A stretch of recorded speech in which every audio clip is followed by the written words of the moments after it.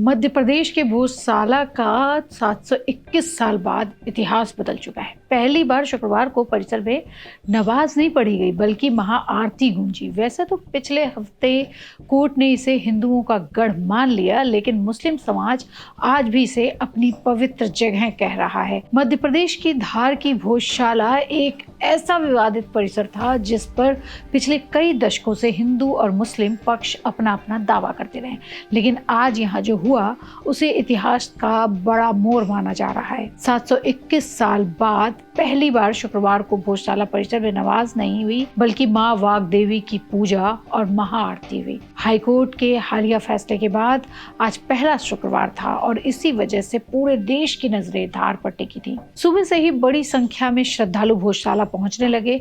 पूरे परिसर को, गर्भगृह को फूलों से सजाया गया था।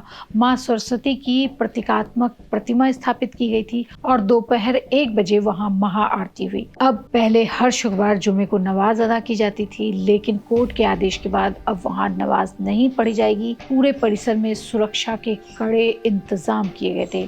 पुलिस बल तैनात रहा, हर गतिविधि पर नजर रखी गई और सबसे भावुक तस्वीर तब सामने आई जब 95 साल के विमल गोधा छड़ी के सहारे भोजशाला पहुंचे। विमल गोधा बचपन से भोजशाला आंदोलन से जुड़े रहे हैं। उन्होंने बताया कि 2003 में जब नरेंद्र मोदी धार आए थे तो उन्होंने खुद उन्हें भोजशाला का दौरा कराया था। विमल गोधा का दावा है कि तब मोदी जी ने उनसे कहा था कि जब मौका मिलेगा मां वाग्देवी की प्रतिमा लंदन से वापस लाई जाएगी। वाग्देवी की प्रतिमा British Museum Great Russell Street में 117 साल से रखी है।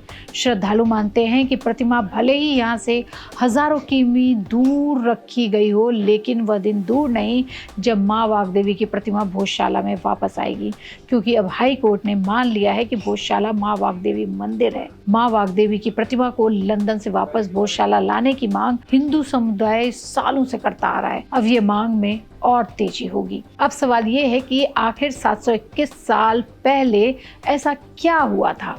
तो इतिहासकार बताते हैं कि 1034 ईस्वी में परमार राजा भोज ने धार में भोजशाला का निर्माण कराया था। यह सिर्फ मंदिर नहीं था, यह संस्कृत शिक्षा का बहुत बड़ा केंद्र था, जहां करीब 1400 विद्वान, कवि और धर्मशास्त्री अध्ययन किया करते थे। लेकिन 1305 ईस्वी में मालवा पर अलाउद्दीन खिलजी ने सल्तनत का कब्जा किया। इसके बाद धीरे धीरे परिसर के कुछ हिस्सों का इस्तेमाल मस्जिद नुमा ढांचे के रूप में होने लगा। फिर 1331 के आसपास सूफी संत कमाल अल दीन चिश्ती की दरगाह यहीं बनी, जो आगे चलकर कमाल मौला दरगाह कहलाने लगी। समय बीतता गया और भोजशाला 2 धार्मिक परंपराओं का केंद्र बन गई। हिंदू पक्ष इसे मां वाग्देवी का मंदिर मानता रहा, जबकि मुस्लिम पक्ष इसे कमाल मौला का मस्जिद कहता रहा। 1902 में अंग्रेजों ने समझौता कराया। अलग अलग समय पर पूजा और नमाज की व्यवस्था लागू की गई।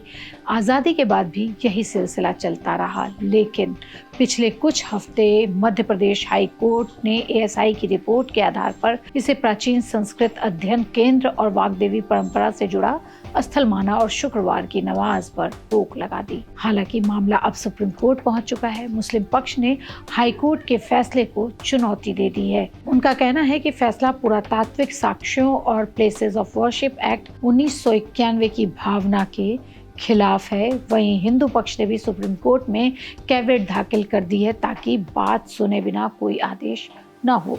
फिलहाल धार की भोजशाला में आज जो हुआ उसने इतिहास के पन्नों में नया अध्याय जोड़ दिया है। अब सबकी नज़र सुप्रीम कोर्ट पर है। क्या हाई कोर्ट का फैसला बरकरार रहेगा या भोजशाला विवाद एक बार फिर नया मोड़ लेगा? आने वाले दिनों में इसका जवाब पूरे देश को मिल जाएगा।